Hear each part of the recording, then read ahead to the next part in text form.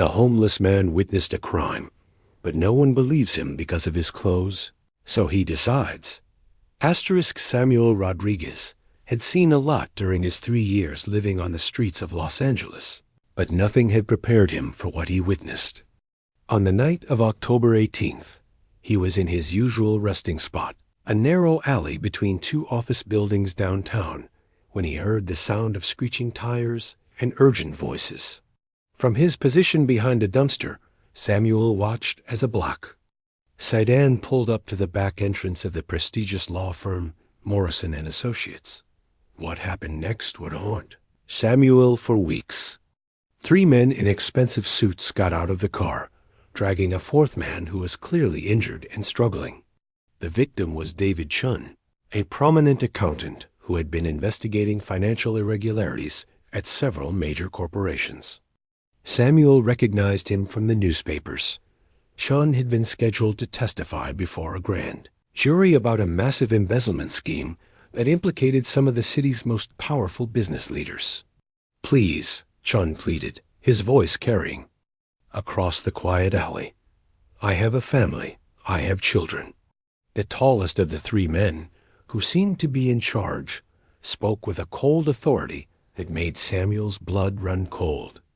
"You should have thought about that before you decided to become a whistleblower, David. Some secrets are worth more than one man's life." Samuel watched in horror as the men forced Chun into the building through a service entrance. He could hear muffled sounds of struggle. Then after what seemed like an eternity, only 2 of the men emerged. They carried what appeared to be cleaning supplies back to their car, and within minutes, the alley was empty again except for Samuel and the overwhelming silence. Samuel's heart raced as he processed what he had witnessed. This wasn't just a crime. It was murder, and it involved people with enough power and resources to make someone disappear without a trace. He knew he had to report it, but he also knew the challenges he faced. Who would believe the word of a homeless man against what were obviously influential, wealthy individuals? The irony wasn't lost on Samuel. 3 years ago, he had been David Chun's equal, a successful accountant himself, with a house in the suburbs, a family, and a reputation for integrity. But a series of personal tragedies, combined with a gambling addiction that had destroyed his savings and his marriage, had left him with nothing but the clothes on his back and a deep understanding of how quickly life could change. As Samuel sat in the darkness of the alley, he made a decision that would change everything.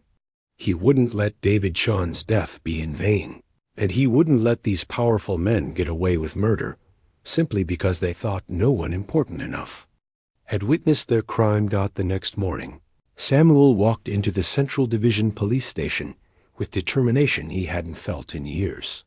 His clothes were wrinkled and worn, his hair unkempt, and he carried with him the unmistakable scent of someone who had been living on the streets. The desk sergeant, Officer Martinez, looked up from his paperwork with barely concealed annoyance. "What can I do for you?" Martinez asked, his tone suggesting he expected this to be a waste of his time. "I need to report a murder," Samuel said, his voice steady despite his nervousness. "I witnessed it last night.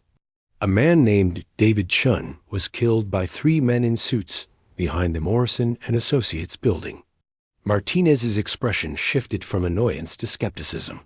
"David Chun, the accountant?" "Sir, are you aware that Mr. Chun was reported missing this morning, but there's no evidence of foul play?" "There's evidence because I saw it happen," Samuel insisted.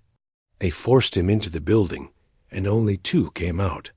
They had cleaning supplies." The desk sergeant studied Samuel's appearance, taking in the threadbare jacket, the worn shoes, and the general dishevelment that came with life on the streets. "Sir, when was the last time you had something to drink? Or used any substances?" Samuel felt his face flush with anger and humiliation. "I'm not drunk, and I'm not high. I'm telling you that I witnessed a murder. David Chun is dead, and I know who killed him." "Look," Martinez said with forced patience, We appreciate citizens coming forward with information, but we need credible witnesses. Do you have any identification? Any permanent address? Samuel reached into his pocket and pulled out a battered wallet containing an expired driver's license and a few other documents that proved his identity. Martinez looked at them briefly, then handed them back. Mr. Rodriguez, I'm going to take down your statement, but I have to tell you that, without corroborating evidence, it's difficult to pursue an investigation based solely on the testimony of someone who ... He paused, clearly struggling to find a diplomatic way to reference Samuel's homelessness. Someone who lives on the streets, Samuel finished. Someone who people automatically assume is lying or crazy or both. The painful truth was that Martinez wasn't entirely wrong about the challenges Samuel faced. In the legal system, credibility was everything, and society had predetermined that homeless individuals lacked credibility. Samuel gave his statement anyway, providing detailed descriptions of the men, their car, and exactly what he had witnessed. Detective Sarah Williams was assigned to follow up on Samuel's report. She was a veteran investigator with 15 years of experience, and she had learned the truth could come from the most unexpected sources. When she read Samuel's statement, something about the level of detail and the specific knowledge he displayed about David Chun's situation made her take notice. This guy knows things that weren't in the newspapers, she told her partner, Detective Mike Thompson. He knew Chun was supposed to testify before the grand jury. He knew about the embezzlement investigation. Either he's involved, or he really did witness something. Detective Williams decided to investigate Samuel's claims, despite the skepticism of her colleagues. She started by pulling the security footage from the area around the Morrison and Associates building. What she found was both frustrating and intriguing. The cameras that should have covered the alley where Samuel claimed to have witnessed the crime had mysteriously malfunctioned that exact night. That's convenient, she muttered to herself, recognizing the hallmarks of a professional operation. Someone with resources and connections had ensured that there would be no electronic evidence of what had happened to David Chun. Williams, then visited the alley where Samuel had been sleeping. She found his makeshift shelter exactly where he had described it, and the sightlines confirmed that someone in that position would indeed have had a clear view of the building's service entrance. Small details in Samuel's story were checking out, even if the main players were nowhere to be found. The next step was interviewing Samuel again, this time at his location in the alley. Williams wanted to see if his story remained consistent when he was in the actual environment where the crime had allegedly occurred. She found Samuel organizing his few possessions after spending the night in a nearby shelter. Detective Williams? Samuel stood up when she approached, hope flickering in his eyes. Are you following up on my report? I am, she confirmed. I want you to walk me through exactly what you saw, step by step. Samuel's account remained remarkably consistent. He pointed to specific locations, described the timing of events, and provided details that someone making up a story would be unlikely to include. Williams was becoming convinced that Samuel had indeed witnessed something significant. Mr. Rodriguez, she said, I believe you saw something that night. The problem is that without David Chun's body, without the perpetrators, and without any physical evidence, it's going to be extremely difficult to pursue this case.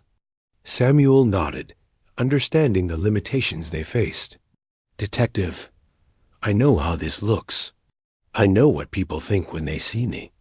But I was an accountant for 15 years before my life fell apart. I understand how these financial crimes work, and I know that David Chun was killed for what he knew.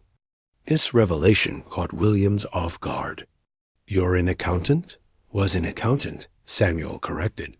I lost everything to gambling addiction, but I still understand the business. Chun wasn't just murdered. He was murdered by people who knew exactly what he was investigating and how much damage his testimony could cause. Williams made a decision that would change the trajectory of the investigation. "Mr. Rodriguez, I want you to help me with this case. You understand the financial aspects better than I do, and you're the only witness we have. But I need you to understand something. If you're right about who's involved, these are dangerous people with a lot to lose." Samuel looked at her with a mixture of gratitude and determination. "Detective, I've lost everything I once cared about, but I haven't lost my conscience. If I can help bring David Chun's killers to justice, maybe I can find some redemption for my own failures." Williams realized she was about to embark on one of the most challenging investigations of her career, with a homeless man as her primary witness and ally. She also realized that Samuel Rodriguez might be exactly the partner she needed to take on an enemy with unlimited resources and connections. Detective Williams and Samuel began working together in secret, meeting in coffee shops and parks where their partnership wouldn't draw attention. Samuel's knowledge of accounting and financial crimes proved invaluable as they pieced together David Chun's investigation. Williams had obtained Chun's files through proper legal channels, and Samuel helped her understand the complex web of financial fraud that Chun had uncovered. "Look at this," Samuel said, pointing to a series of transactions in Chun's notes. "These shell companies are all connected. Someone was using them to launder money from the embezzlement scheme, and the amounts involved are staggering." Williams studied the documents. "How much are we talking about?" "Based on what I can see here, probably $50 to $70 million. That's enough money to kill for, and enough to buy protection from investigation." As they worked, Williams began to understand why Samuel had been so quickly dismissed by the police department. His appearance and circumstances made him an easy target for prejudice, but his mind was sharp, and his insights were proving crucial to understanding the case. Their investigation led them to identify the three men Samuel had seen that night. The leader was Richard Blackwood, a partner at Morrison and Associates, who specialized in corporate defense.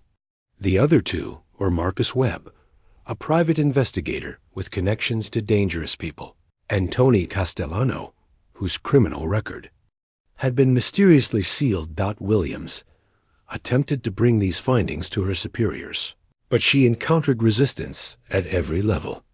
Captain Reynolds, her immediate supervisor, was reluctant to pursue an investigation based primarily on the testimony of a homeless man, especially against such prominent figures. "Williams," Reynolds said during a tense meeting, "you're talking about accusing a respected attorney and his associates of murder based on what a homeless man says he saw. Do you understand the kind of scrutiny that would bring down on this department?" "Captain, the evidence supports his testimony. Chun's files, the conveniently malfunctioning cameras, the financial motive. It all fits. The evidence is circumstantial at best. Without a body, without direct physical evidence, we don't have a case. And frankly, no prosecutor in the city would touch this based on the word of someone living on the streets." Williams realized she was fighting not just the suspects, but the system itself. The same prejudices that had made Samuel invisible to society were now making his testimony invisible to the justice system. Samuel, meanwhile, had made a decision of his own. If the official channels wouldn't listen to him, he would have to find another way to expose the truth. He began documenting everything, taking photographs, recording conversations, and building his own case file. "I'm going to prove what I saw," he told Williams during one of their meetings. "I'm going to get close to these people and get evidence. That can't be ignored." Williams was alarmed. "Samuel, that's incredibly dangerous. These people have already killed once. If they discover what you're doing, then I'll end up like David Chun," Samuel said simply. "But at least I'll die trying to do the right thing instead of dying forgotten in an alley." Samuel's plan was audacious and dangerous. He would use his accounting background to get close to the financial operations that Chun had been investigating. Despite his current circumstances, Samuel still had his professional knowledge and more. Importantly, he had nothing left to lose. He started by cleaning himself up. Williams helped him get access to a shelter's job placement program, where he could shower regularly and obtain suitable clothing. Samuel's transformation was remarkable. Underneath the worn clothes and unkempt appearance was a man who could easily pass for the accountant he had once been. Samuel then began frequenting the business district, particularly the area around Morrison and Associates. He listened to conversations in coffee shops and restaurants, gradually building a network of contacts in the financial community. His expertise in accounting made him valuable to other professionals who didn't know about his current living situation. The breakthrough came when Samuel overheard a conversation between two junior associates from Morrison and Associates complaining about irregularities in their client accounts. He approached them with a carefully crafted story about being a freelance forensic accountant looking for work. "I've been investigating some unusual patterns in corporate finances," Samuel told them. "I think someone might be using your firm's client accounts to hide illegal transactions." The associates were intrigued and concerned. They had noticed discrepancies, but hadn't known how to address them without potentially damaging their careers. Samuel offered to help them investigate, positioning himself as an outside expert who could protect their interests. Within 2 weeks, Samuel had gained access to the firm's financial records. What he found confirmed everything David Chun had discovered and more. The embezzlement scheme was even larger than they had initially thought, involving not just corporate theft, but also money laundering for organized crime, Samuel documented. Everything creating a comprehensive case file that would be impossible to ignore. He also discovered something else, evidence of other murders. David Chun wasn't the first person to be killed for investigating this scheme. 2 other accountants had died in accidents over the past year. As Samuel gathered this evidence, he began to realize that he was being watched. Richard Blackwood had become suspicious of the new forensic accountant, who was asking too many questions about sensitive matters. Samuel's cover was about to be blown. Detective Williams received an urgent call from Samuel. "I've got everything we need," he said, "but they're on to me. I'm going to have to disappear for a while. Samuel, bring me the evidence and let's work." "Through official channels. You've done enough." "No," Samuel replied firmly.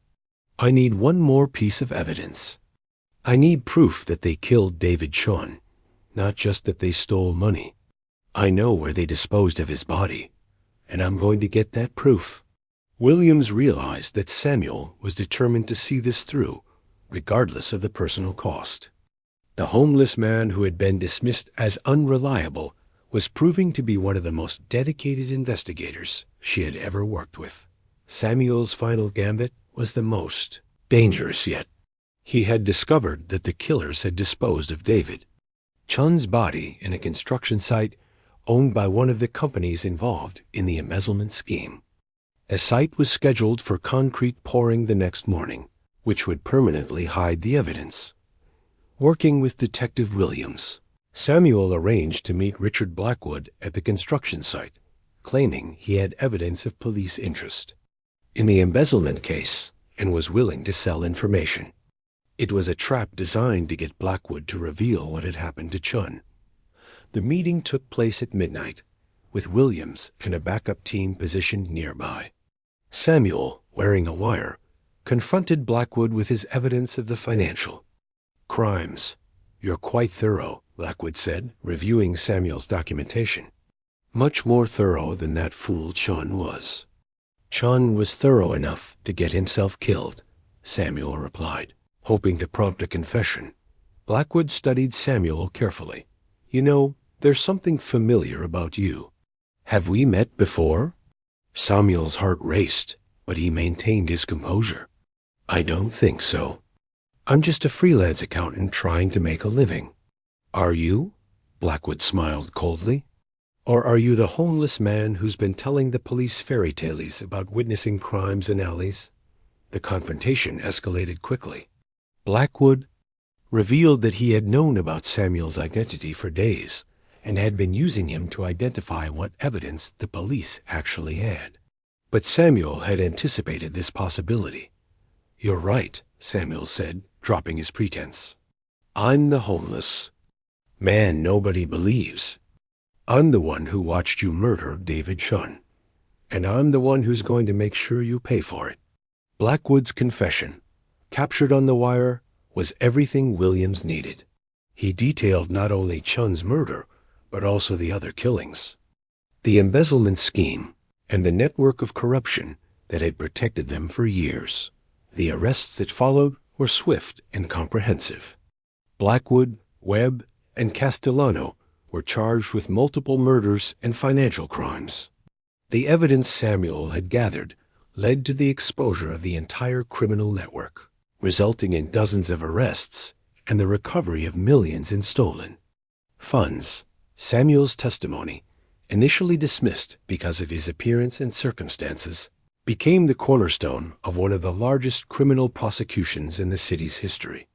The case transformed not only how the police department viewed homeless witnesses, but also how the justice system approached cases involving vulnerable populations. Samuel used the reward money from his testimony to establish a foundation that helped homeless individuals reintegrate into society.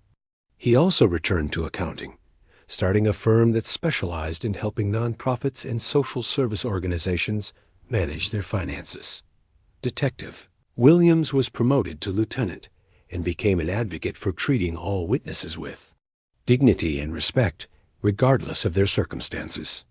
She often spoke at police academies about the Samuel Rodriguez case, emphasizing that truth and justice could come from the most unexpected sources. The case became a landmark example of how prejudice and assumptions could nearly allow murderers to escape justice. Samuel Rodriguez, the homeless man whose testimony was initially dismissed, had not only solved a series of murders, but had also exposed a massive criminal conspiracy that reached into the highest levels of the city's business and legal communities. Samuel's transformation from homeless witness to successful advocate proved that circumstances don't define character, and that sometimes the most powerful voices for justice come from those who have been marginalized by society. If this story inspired you to look beyond appearances and remember that everyone deserves to be heard and believed, then please subscribe to our channel. We share stories like this every week, real accounts of courage, justice, and the extraordinary things that happen when people refuse to give up on the truth. Hit that subscribe button and join a community that believes in the power of ordinary people to create extraordinary change.